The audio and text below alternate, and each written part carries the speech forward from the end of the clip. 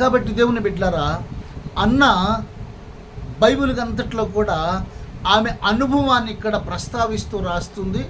దేవుని బట్టి నాకు సంతోషంగా ఉంది, ఆనందంగా ఉంది అంటుంది.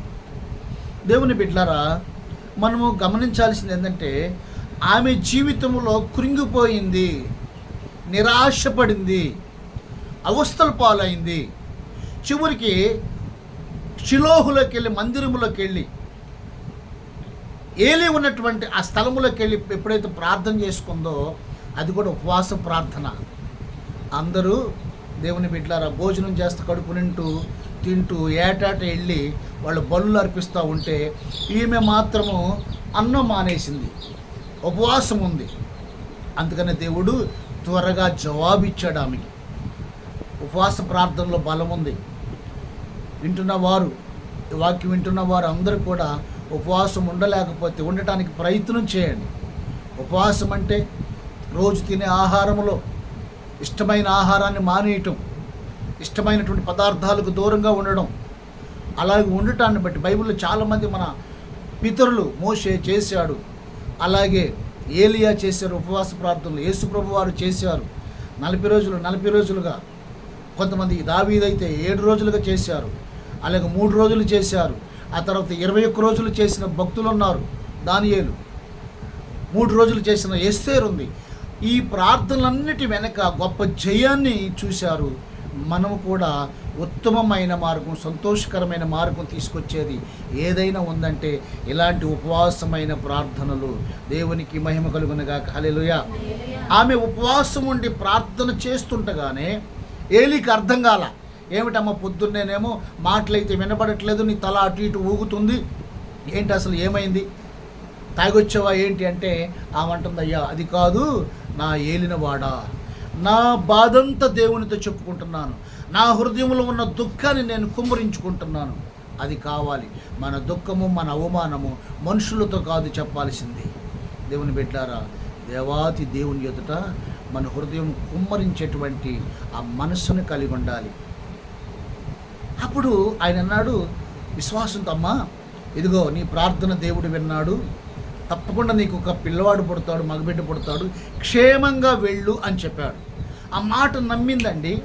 ఇంటికి వెళ్ళిన కొద్ది రోజులకి బైబిల్లోనే ఉంది, యెహోవా అన్నాను జ్ఞాపకము చేసుకొనెను కనుక ఆమె గర్భవతి అయింది. ఒక మేలు పొందింది.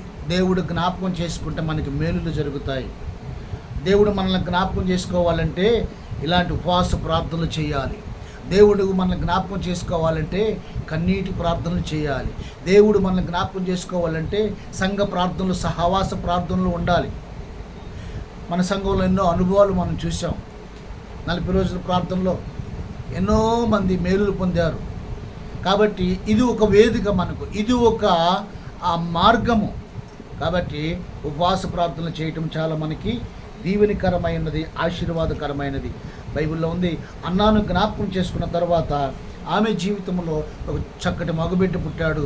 3 సంవత్సరాలు వాడిని బాగా పెంచింది. తర్వాత మందిరాన్ని తీసుకెళ్ళి వెళ్ళింది, ఏటాట వెళ్ళినట్టుగానే వెళ్ళింది. వాడిని అక్కడ దేవునికి సమర్పించింది. మరలా ఎన్నడూ కూడా ఆమె నా బిడ్డ నాకు కావాలి, నాకు ఇవ్వండి అని అడగలేదు. దేవునికి ఇచ్చేసింది. ఇచ్చిన ప్రతిఫలంగా దేవుడు మరలా ఆమెకు 5 సంతానాన్ని ఇచ్చారు. ఎప్పుడు మనం మేలు పొందుకోవటమే కాదు, దేవునికి కూడా మనం ఏదైనా కార్యాలు చేసేటట్టుగా ఉండాలి. ఎప్పుడైనా నీ ఓపికను దేవుడికి ఇచ్చావా?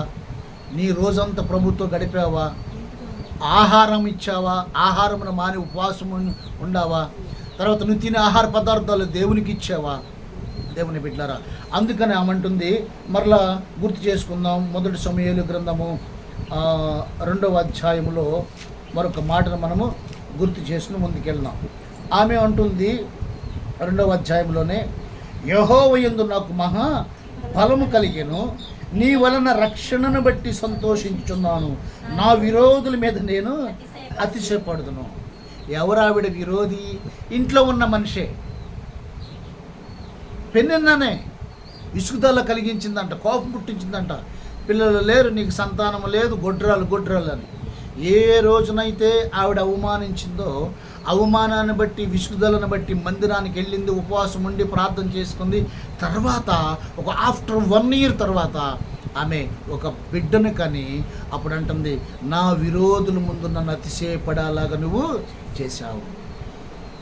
ఆత్మలో అనుక్షణం నా అతిశయము నీవే, నా ఆనందము నీవే, నా ఆరాధన నీవే.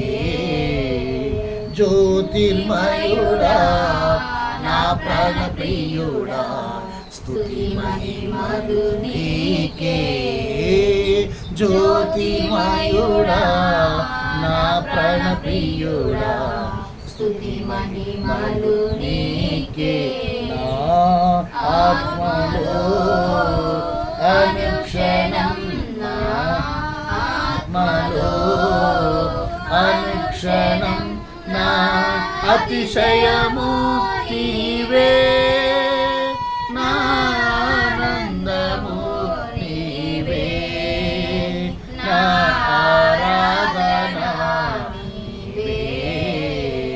జ్యోతిర్మయుడా నా ప్రాణప్రియుడా, స్తుతి మహిమలు నీకే. ఆమేన్. చివరికి ఒక మాట చదువుకుని మనం ముగించేసుకుందాం. ఇదే కీర్తనలో 13వ వచనం చదువుకుందాం. అయ్యో, చదవండి. అయ్యో నా ప్రజలు నా మాట వినిన ఎడల, ఇశ్రాయేలు నా మార్గంలో అనుసరించిన ఎడల ఎంత మేలు. చాలండి. దేవుని ఉద్దేశం ఏంటంటే, దేవుని మాటలు వింటే దీవెన, దేవుని మాటలకు లోబడి ప్రార్థిస్తే దీవెన, దేవుని మాటలు విని ఉపవాసం ఉంటే దీవెన, దేవుని మాటలు విని ఆయనను అడిగితే అప్పుడు ఇస్తాడు. కానీ ఆయనకు లోబడకుండా నువ్వు ఎంత అడిగినా దేవుడు ఇవ్వడు. దేవునికి లోబడటం అంటే ఏంటి? దేవుని వాక్యానుసారంగా జీవించడానికి మనము ప్రయత్నం చేయాలి. దీవెనలన్నీ కూడా లోబడటంలోనే ఉంది. ద్వితీయోపదేశకాండం 28వ అధ్యాయంలో 1 నుంచి 14-15 వచనాల వరకు మనం చూస్తే, దేవుని నీ యెహోవా వాక్కును శ్రద్ధగా వింటే దీవించబడతావు అన్నాడు. కాబట్టి దేవునికి మరి లోబడకుండా మనం చేస్తే, ఇందాక పాస్టర్ గారు చెబుతున్న మాట ఏంటంటే, 4 గంటలు అవగానే అంటే ఎవరో వచ్చి తట్టినట్టు ఉంటుందంట, లేపినట్టు ఉంటుందంట. అంటే దాని అర్థం ఏంటి? లేచి తెల్లారగట్ట లేచి ప్రార్థన చేయాలి. అలాగే లోబడి చేస్తే దీవెనలు ఉంటాయి. ప్రభు కూడా నాతో చాలాసార్లు గతంలో ఎన్నోసార్లు హెచ్చరించాడు, ఉపవాసం ఉండు. నేను ఒక పూట ఉండేవాడిని, మళ్ళీ మానేసేవాడిని. ఈసారి అలా కాకుండా మరి తీర్మానం చేసుకున్నాను, కొన్ని రోజుల వరకు, కొన్ని కార్యాలు జరిగేంత వరకు ఉపవాసం ఉండాలి. కాబట్టి మీ ప్రార్థనలో కూడా నన్ను జ్ఞాపకం చేసుకోండి. ఉపవాస ప్రార్థనల కొరకు స్థిరపడినట్లుగా, నిలబెట్టినట్లుగా. ఉపవాసంలో వెళుతున్నప్పుడు కొన్ని శరీర బలహీనతలు వస్తాయి, అయినా మనం లెక్క చేయకూడదు. దేవుని మీద ఆధారపడి మొరపెట్టి ప్రార్థన చేసినప్పుడు ప్రభు ఏం చేస్తాడంటే ఆయన మనం తలపెట్టిన కార్యాలు జరిగిస్తారు, నెరవేరుస్తారు. అందుకని ఇందాక మనం చూసాము 81వ కీర్తనలో, దేవుని బట్టి మనము ఉత్సాహధ్వని చేసేవాళ్ళంగా, ఆనందగానం చేసేవాళ్ళం ఉంటాం. ఎప్పుడంటే ఆయన మన యొద్దకు వచ్చి కార్యాలు చేసినప్పుడు, ఆయన మన యొద్ద నిలబడాలంటే, కార్యాలు చేయాలంటే మనము ఒక ఎస్తేరులాగా, మొర్దెకైలాగా ఉపవాస ప్రార్థనలు చేయాలి. ఒక ఏలీయాలాగా ప్రభు సన్నిధిలో ఉపవాసం ఉండి ప్రార్థన చేసే వ్యక్తులమై ఉండాలి. కళ్ళు మూసుకుందాం, ప్రార్థన చేద్దాం. కళ్ళు మూసుకునండి. ఈరోజు ఒక తీర్మానం చేసుకుందాం.